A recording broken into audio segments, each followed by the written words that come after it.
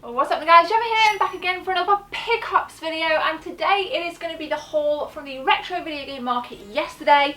The thumbnail, if you want to watch the video, will be right here, but I'll also link it in the cards in case you guys missed it. Kind of dive straight into it with this one after the intro. It was just looking at everything that was kind of there on the stalls.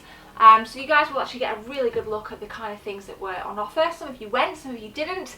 And it was so sad to kind of hear that some of you guys thought it was way too overpriced. I didn't think it was too bad. I think it's one of them where you really have to kind of go in for the hunt. I didn't negotiate on any prices because I thought what I got was pretty fair, really. So I'm going to take a look at that. I'm super excited. I spent about 200 quid. Got a new console variation, like I said in yesterday's video. And I want you to go and have a look on my Instagram, located right here, because some of the stuff I'm going to be putting a bit more kind of detail into pictures.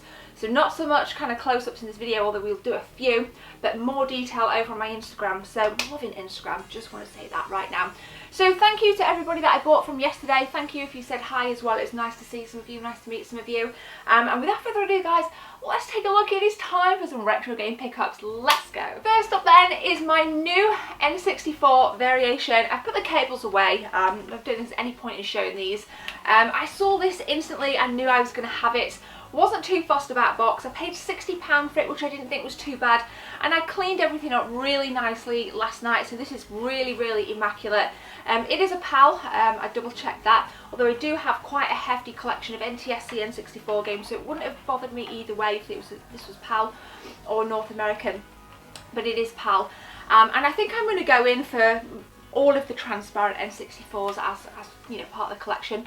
Going to start and get that now. I'm not too fussed about having the boxed variations, but you know, if you're selling one, you want to get in touch with me, talk to me on my Facebook group here, drop us a message and let me know, if you are selling any kind of transparent N64 consoles.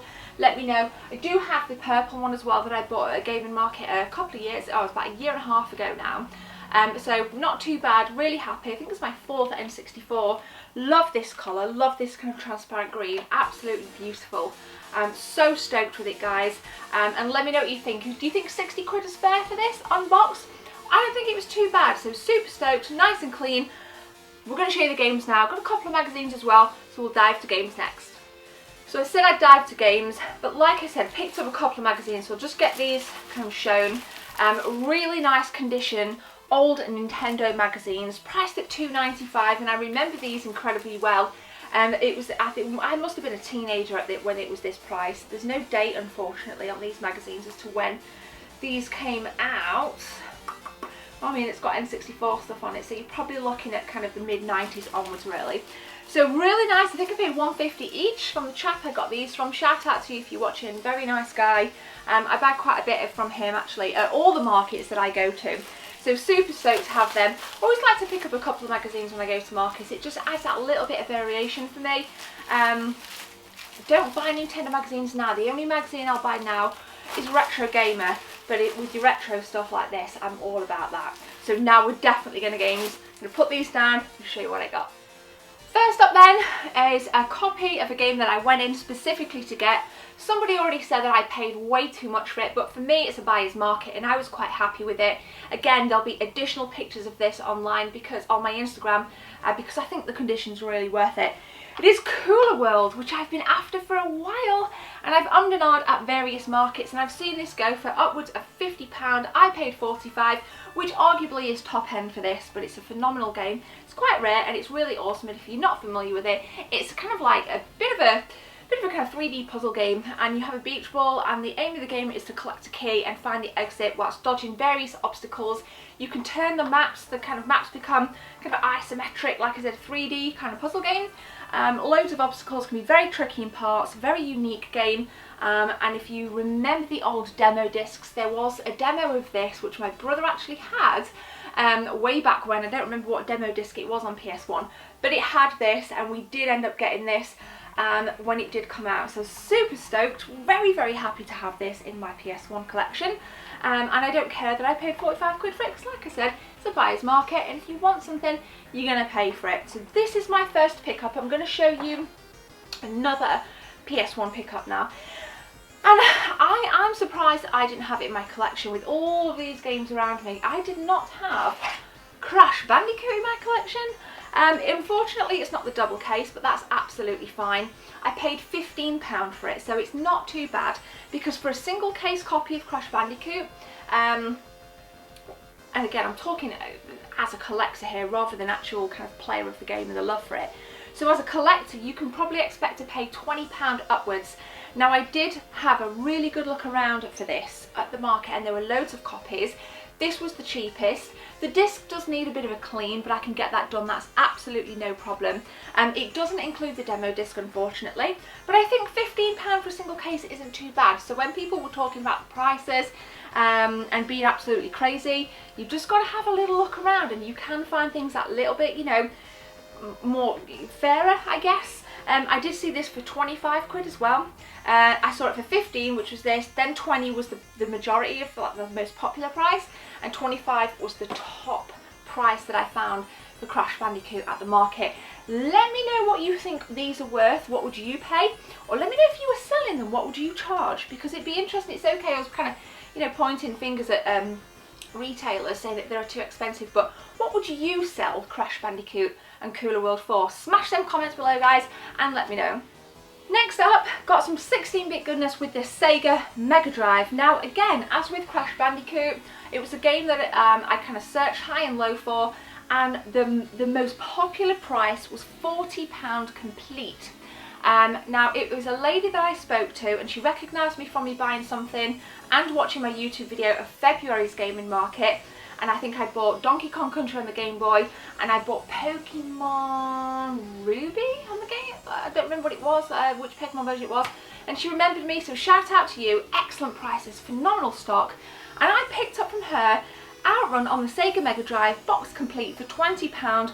Didn't haggle on any of these prices because I thought they were fair.